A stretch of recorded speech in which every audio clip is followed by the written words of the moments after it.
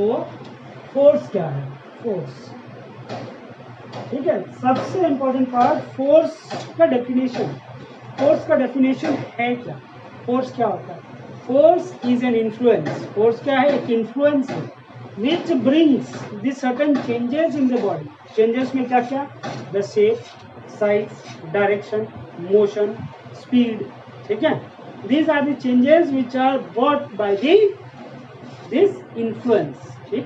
तो हम लोग अगर फोर्स को डिफाइन करेंगे तो फोर्स का डेफिनेशन ऐसा होगा, force is an influence which brings or tends to bring, ठीक है, which bring or tends to bring the change in the shape, size, direction, motion, speed of a body, ठीक है। मतलब कि अगर कोई बॉडी रेस्ट में है तो अगर उस पर हम फोर्स देंगे तो वो क्या करेगा, बॉडी हो सकता है रेस्ट में आए, या हो सकता है मूविंग बॉडी है तो उस पर अगर फोर्स अप्लाई करेंगे तो मूविंग बॉडी का स्पीड बढ़ सकता है या फिर उसका मोशन जो है रेस्ट में आ सकता है, समझ में? तो this is force. Now what are the effects which can be caused by the force. Force हमारे बॉडी में क्या क्या चेंजेस ला सकता है, ठीक है। जैसा कि हमने डिस्कशन किया, it can bring the change in the shape, size of the body. Second, it can change the state of motion or state of rest of a body. Then third, it can speed up or decrease, can increase or decrease the speed of body. Then next, it can change the direction of the body. These are the certain changes which can be brought by the force. ठीक, तो इसीलिए पुल और push क्या है, pull and push are the forces, ठीक। जो कि हम लोग पुल कर रहे हैं मतलब we are moving a body towards ourself, ठीक है। ये इन्फ्लुएंस है जो बॉडी को हमारी तरफ ला रहा है, और पुश वो इन्फ्लुएंस है जो कि बॉडी को हमसे दूर भेज रहा है, ठीक है। So this is the force. Force के बाद आता है हम लोग क्या, टाइप्स ऑफ फोर्सेस। अभी हम लोग दो टाइप का फोर्सेस पढ़ेंगे। यहाँ पे हम पढ़ेंगे दो टाइप का फोर्सेस में, क्या, बैलेंस और दूसरा अनबैलेंस, ठीक है। टू टाइप्स ऑफ फोर्सेस हम लोग उसके बारे में पढ़ेंगे। टू टाइप्स ऑफ फोर्सेस में एक बैलेंस फोर्स, एक अनबैलेंस फोर्स। अब ध्यान दो, ये दोनों टाइप ऑफ फोर्सेस में क्या होता है, डायरेक्शन में इक्वल अमाउंट का फोर्स आता है तो उसको बोलते हैं हम लोग बैलेंस फोर्स। मतलब for example, suppose there is an object, ठीक है। इस ऑब्जेक्ट को सपोज तान्या इधर से फोर्स दे रही है और दूसरी साइड से नैना इधर से फोर्स दे रही है, ठीक है। दोनों तरफ से फोर्स आ रहा है। Again the Tanya is applying the 10 Newton force and Naina is also applying the 10 Newton force, ठीक है। मतलब दोनों क्या है, फोर्स दे रहा है सेम ऑब्जेक्ट के ऊपर, ये इस डायरेक्शन में, ये इस डायरेक्शन में। Means this two persons are applying the equal and opposite amount of force on a object, जिसके कारण इनका जो नेट रिजल्टेंट फोर्स होगा, ठीक है, नेट रिजल्टेंट फोर्स जो होगा दैट विल बी जीरो। कैसे जीरो? देखिए, अगर हम इसको पॉजिटिव डायरेक्शन लिए तो ये हो गया पॉजिटिव 10 प्लस, अगर इसको ये पॉजिटिव गया तो ये नेगेटिव डायरेक्शन हुआ तो यहाँ गया -10। तो नेट फोर्स क्या हुआ, 10 plus minus -10 is equal to 0।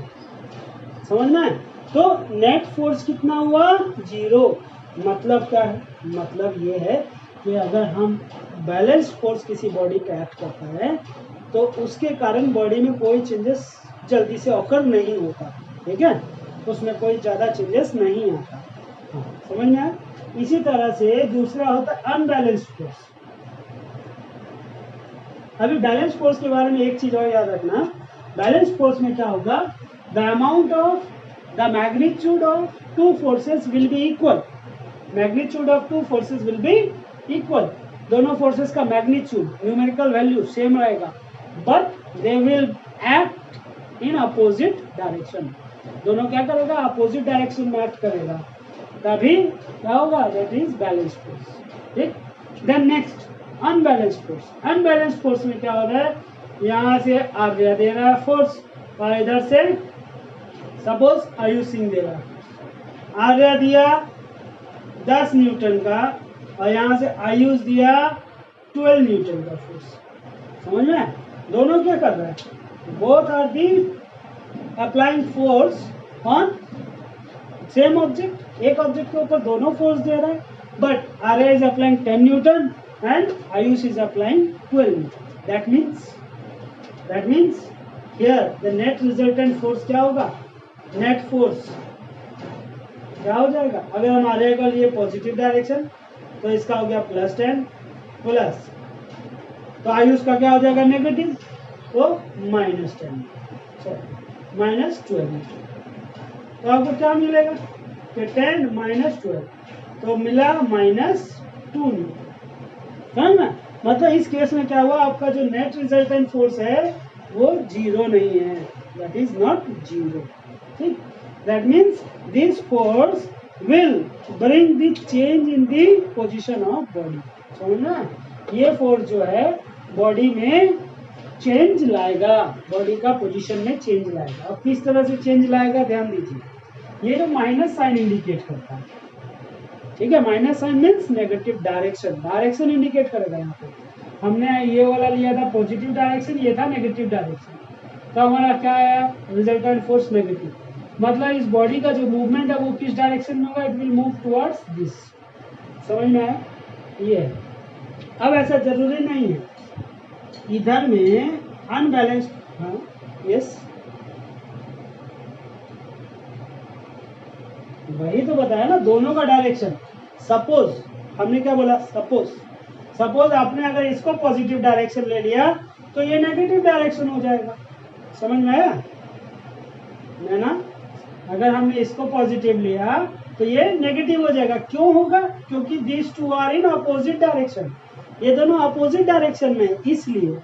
ठीक है, इसलिए अगर एक पॉजिटिव होगा तो दूसरा नेगेटिव होगा डेफिनेटली। ठीक, और ये जो साइन आएगा, ये साइन इंडिकेट करेगा कि बॉडी कौन सा डायरेक्शन में मूव करेगा। ये जैसे हमने इसको नेगेटिव लिया था तो नेगेटिव साइन आया, मतलब बॉडी मूव करेगा इस फोर्स का डायरेक्शन में। ठीक है, समझ में आया। अभी ध्यान दो और एक चीज, यहाँ पे तो ये केस हुआ कब, when two forces are acting opposite to each other. Suppose these two forces are not acting opposite, they are acting in the same direction. ठीक है, अब हमने क्या बोला, आयुष और आर्या दोनों एक ही डायरेक्शन में फोर्स देगा, तो इस केस में दोनों का नेट रिजल्टेंट क्या हो जाएगा, ये भी पॉजिटिव 10 तो ये भी पॉजिटिव 12।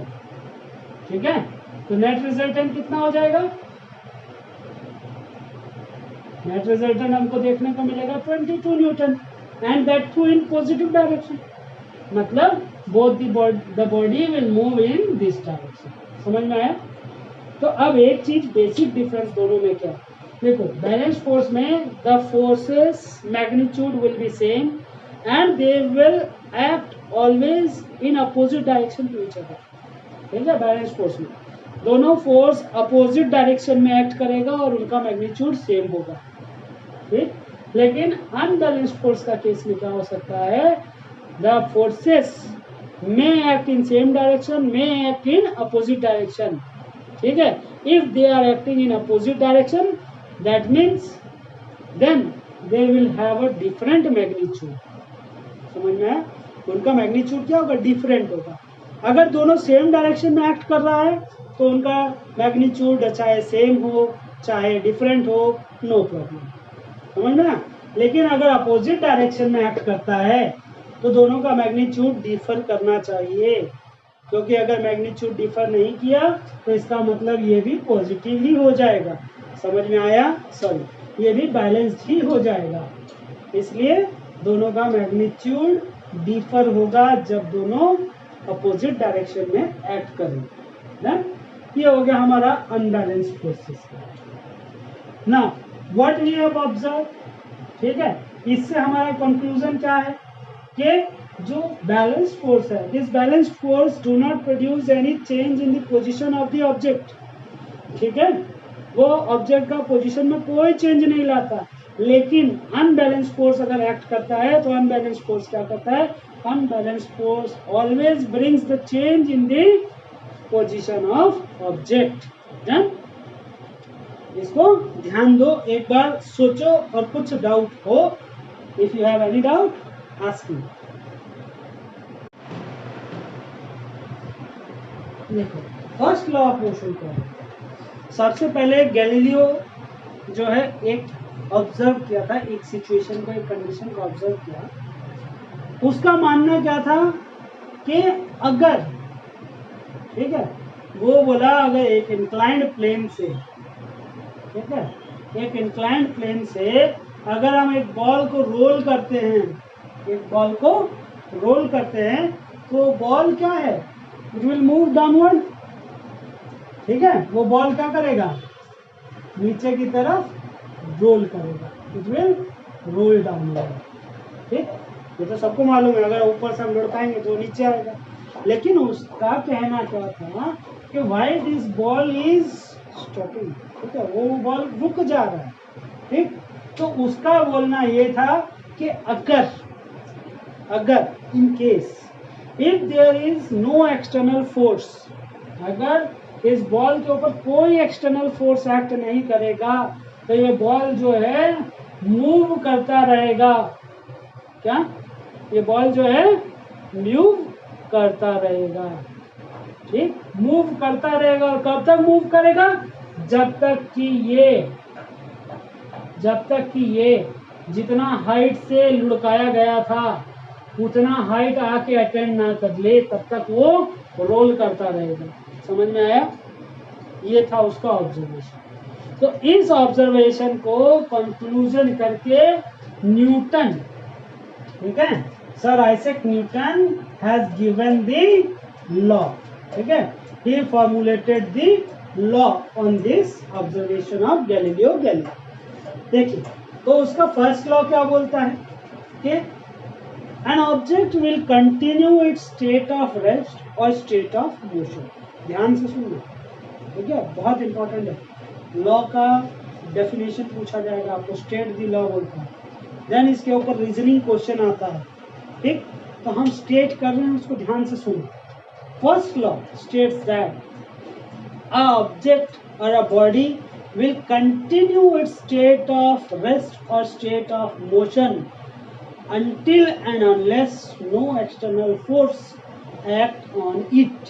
ठीक है, क्या बोला, a body will continue its state of rest or state of motion until and unless no external force act on it। ध्यान दें इसको, ठीक है, this is the first law.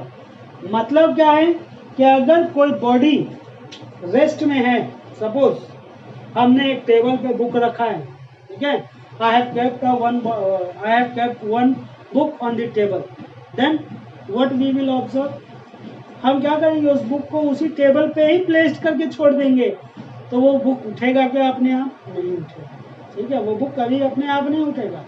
That means कि जब तक हम लोग उसके ऊपर कोई एक्सटर्नल फोर्स नहीं लगाएंगे, ठीक है, उसको लिफ्ट करने के लिए एक्सटर्नल फोर्स नहीं लगाएंगे, तब तक उसका प्लेसमेंट चेंज नहीं होगा, उसका डिस्प्लेसमेंट चेंज नहीं होगा।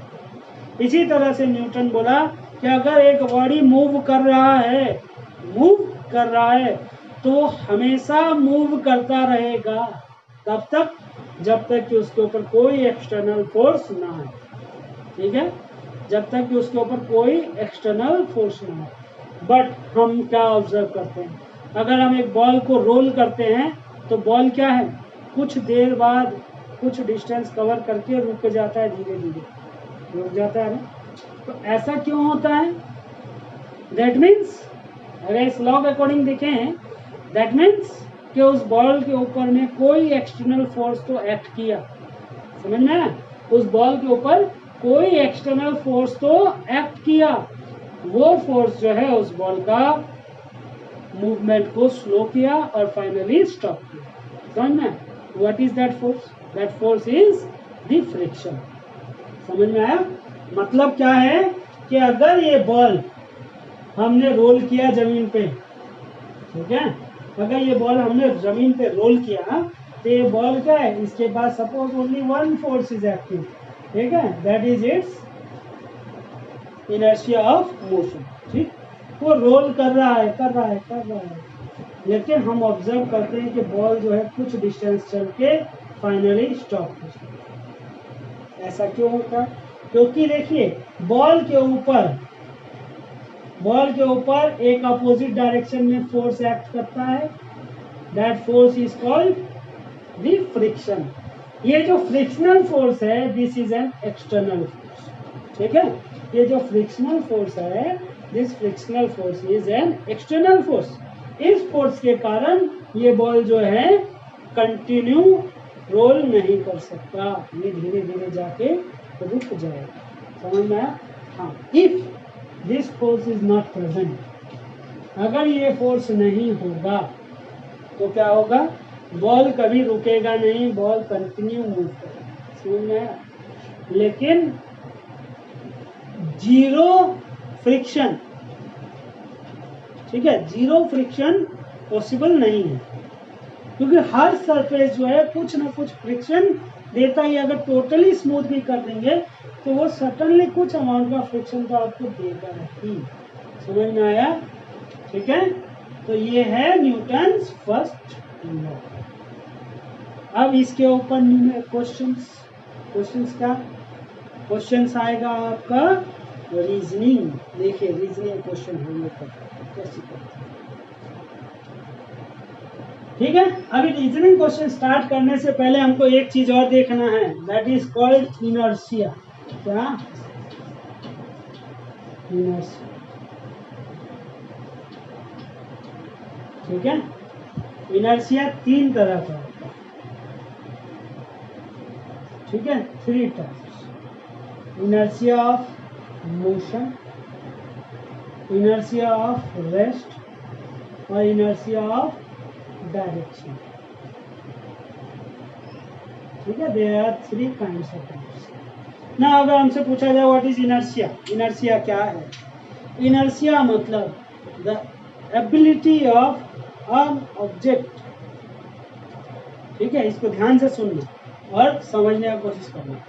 इनर्शिया क्या है? Inertia is the ability of an object by virtue of it tries to resist the change in its state of rest, state of motion और state of direction। ये body का वो inner will है, will power है, जिसके कारण वो अपना स्टेट को कंटिन्यू करने का कोशिश करता है। समझ में आया? मतलब अगर बॉडी मोशन में है तो वो उसको मोशन में ही कंटिन्यू करने का कोशिश करता है, that is it's will power, ठीक है। या फिर वो रेस्ट में है तो कंटिन्यू रेस्ट में रहने का कोशिश करता है, या फिर एक पर्टिकुलर डायरेक्शन में है तो उस पर्टिकुलर डायरेक्शन में ही रहने का कोशिश करता है। इसको बोलते हैं इनर्शिया, ठीक है, याद रखना। इनर्शिया क्या है? Inertia is the virtue of a body by which a body tries to change in its state of rest, state of motion और state of direction, ठीक है। तो अब देखो ये जो इनर्शिया है, this inertia is directly proportional to mass, ठीक है, is directly proportional to mass. Mass मतलब जितना ज्यादा मास होगा, जितना ज्यादा वजन होगा बॉडी का, उतना ज्यादा उसका इनर्शिया होगा। समझ में आया? जितना ज्यादा मास उतना ज्यादा इनर्शिया। सपोज फॉर एग्जांपल अगर हम लोग कंसिडर करें अब प्लास्टिक बॉल, ठीक है, एक प्लास्टिक बॉल को हमने रोल किया और एक जन जो है उसको, एक छोटा बच्चा, सोच लो 3-4 इयर्स का बच्चा, उस प्लास्टिक बॉल को इजीली क्या कर लेगा, रोक सके, है ना। लेकिन वहीं पे सेम एक हम लोग आयरन का बॉल, ठीक है, एक आयरन का बॉल को अगर हम लोग रोल करें, ठीक, आयरन का बॉल को अगर हम लोग रोल करें तो क्या होगा, वो 3-4 साल का बच्चा उस आयरन बॉल को रोकने में शायद सफल ना हो, मतलब वो उसको रोक ना पाए, सपोज सब हो सकता है कंडीशन, लेकिन प्लास्टिक बॉल को रोक लिया। इसका मतलब क्या है कि प्लास्टिक बॉल का, इसका कंक्लूजन ये है कि प्लास्टिक बॉल का मास कम है, ठीक है, इसलिए उसका इनर्शिया ऑफ मोशन जो था कम था। लेकिन वहीं पे अगर आयरन का बॉल था, लोहे का बॉल था, तो उसका मास ज़्यादा था, मास ज़्यादा था, इस कारण उसका इनर्शिया ऑफ मोशन ज़्यादा था। और एक सिचुएशन हम लोग देखते हैं कि अगर हम एक साइकिल से, ठीक है, एक साइकिल या सपोज एक कार का मास कितना होता है? हार्डली 1 टन, मैक्सिमम 1000 kg, ठीक है। तो 1000 kg का कार अगर आपको 2 या 3 किलोमीटर पर आवर का स्पीड में, याद रखो 2 या 3 किलोमीटर पर आवर का स्पीड बहुत नेग्लिजिबल है, कार के लिए उतना स्पीड बहुत नेग्लिजिबल है। 2 या 3 किलोमीटर पर आवर का स्पीड में कार आपको पीछे से धक्का मारा, तो आपको क्या होगा? कुछ नहीं होगा, हल्का सा धक्का ही लगेगा, ज़्यादा चोट नहीं आएगा, समझ में आया। लेकिन वहीं पे एक ट्रक आपको सेम स्पीड में धक्का मारे तो क्या होगा? ठीक है, क्या होगा? हमको उसका इफेक्ट महसूस होगा, ज़्यादा होगा। क्यों? उससे हमको ज़्यादा चोट लगेगी, ज़्यादा डैमेज होगा। क्यों आएगा? क्योंकि उसके पास मास ज़्यादा था, ठीक है, इसलिए उसके अंदर इनर्शिया ज़्यादा था, ज़्यादा फोर्स था, ठीक है, तो इस कारण वो हमको ज़्यादा इफेक्ट करेगा, लेकिन कार नहीं करेगा, समझ में? तो इस चीज़ को ध्यान दो। अभी हम लोग इसका रीजनिंग क्वेश्चन देखते हैं। रीजनिंग क्वेश्चंस क्या है? सबसे पहला रीजनिंग क्वेश्चन,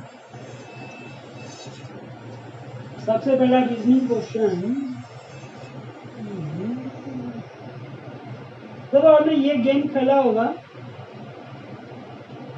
एक ग्लास, ठीक है, ग्लास के ऊपर आपने सपोज एक कार्डबोर्ड प्लेस किया, इस कार्डबोर्ड के ऊपर आपने एक कॉइन रखा, ठीक है, इस कार्डबोर्ड के ऊपर आपने एक कॉइन रखा। अब आप क्या करते हैं? इस कार्डबोर्ड को जोर से स्ट्राइक करते हैं, कार्ड को जोर से स्ट्राइक करने से क्या होगा? कार्ड जो है बाहर निकल जाता है और कॉइन जो है ग्लास के अंदर चला जाता है, ठीक है। कॉइन कहाँ चला जाता है? कॉइन जो है ग्लास के अंदर चला जाता है और कार्ड जो है बाहर आ जाता है। तो हमको फाइनल ऑब्जर्वेशन कैसा देखने को मिलता है?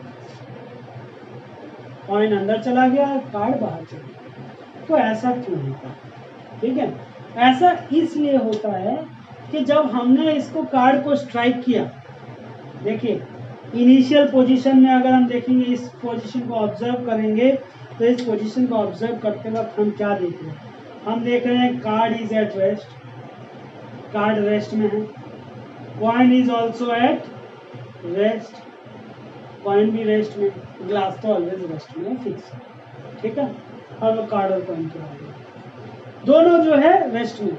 जब आपने कार्ड को फ्लिक किया, ठीक है, क्या किया? फ्लिक किया, तो फ्लिक करने से क्या होगा? कार्ड जो है सर्टन क्या हो जाएगा? Immediately it comes into the motion. Card का स्टेट चेंज हो गया, किस में आ गया? मोशन में आ गया, ठीक है। हमने मोशन कहाँ किया? कार्ड में, ठीक। तो हमने क्या किया? कार्ड के ऊपर में फोर्स अप्लाई किया और उस फोर्स अप्लाई होने के कारण कार्ड जो है रेस्ट से मोशन में कन्वर्ट हो गया, ठीक। बट ये जो कॉइन बेचारा है, इस कॉइन के पास क्या है? This coin is in rest. तो ये क्या करेगा कि ये इसका इनर एबिलिटी के कारण ये अपना स्टेट को कंटिन्यू करने का कोशिश करेगा, ठीक है। अपना स्टेट क्या है? इसका रेस्ट है। तो ये अपना स्टेट दैट इज रेस्ट को कंटिन्यू करने का कोशिश करेगा, मतलब ये रेस्ट में ही रहने का कोशिश करेगा। इसी कारण इसका मूवमेंट नहीं होगा लेकिन कार का मूवमेंट होगा। तो इसका मूवमेंट नहीं होने के कारण ये चला जाएगा आपका ग्लास के अंदर। समझ में आया? मतलब अभी डिफाइन देखिए, इसका डेफिनेशन क्या होगा। ठीक, तो इसमें क्या बोला, when you flick the card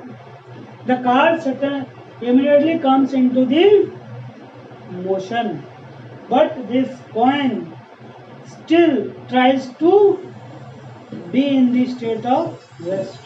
So due to inertia of rest of this coin falls downward inside the glass. ठीक है, ये आया।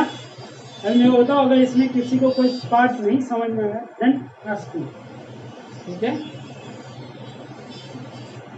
ठीक है। अनदर सिचुएशन देखिए, आप कैरम खेलते हैं, कैरम में आप एक कॉइन्स का ऐसे स्ट्राइक बनाते हैं, सिलेंडर पूरा खड़ा कर देते हैं ना कॉइन को, एक के ऊपर एक करते हैं। तो उस केस में जब आप इसको स्ट्राइकर से स्ट्राइक करवाते हैं, बहुत अगर जोर से स्ट्राइक करवाते हैं तो यहाँ से सिर्फ एक कॉइन बाहर निकलता है और ये बाकी पूरा का पूरा एज इट इज नीचे आ जाता है, आता है।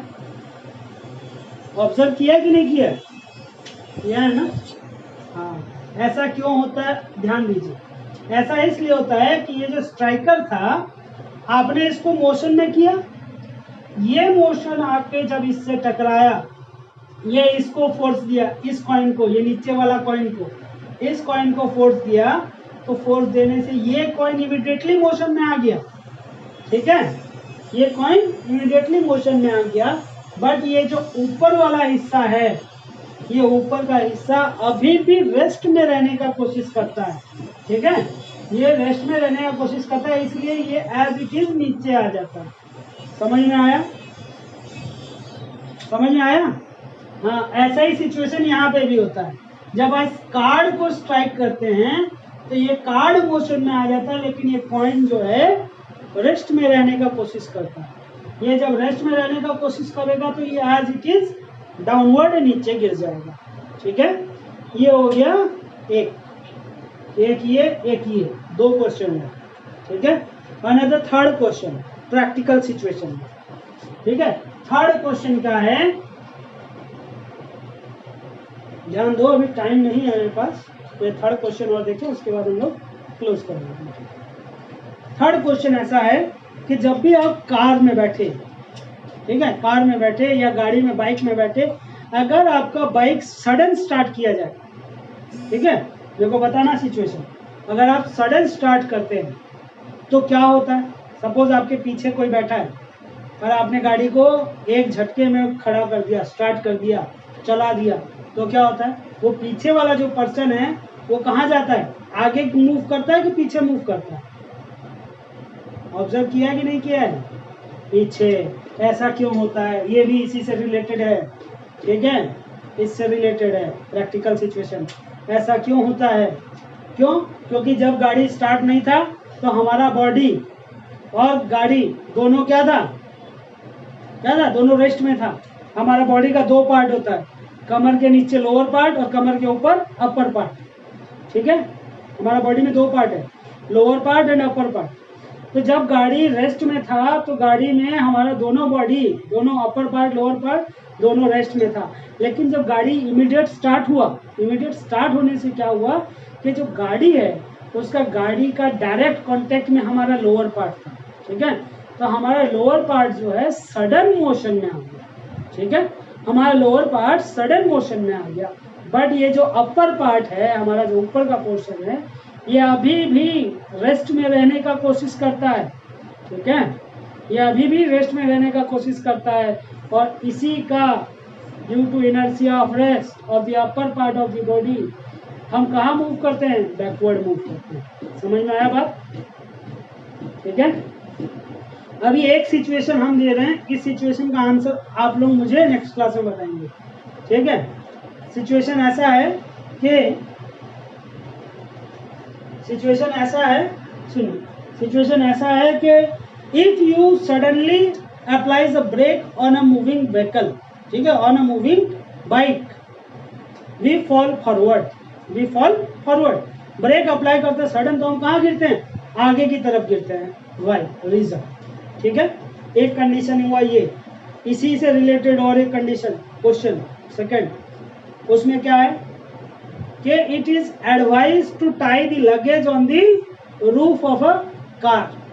अगर हम लोग कार में या टेम्पो में लगेज लेके जाते हैं तो उसको अगर रूफ पे रखते हैं तो उसको एडवाइस करते हैं कि उसको बांध दिया जाए। ठीक है, वाई वाई वो क्वेश्चन। ठीक है, Y. These are the two questions which you have to answer me in next class. Done? ठीक है, समझ में आया सबको? If you will have any problem, you can ask me. ठीक?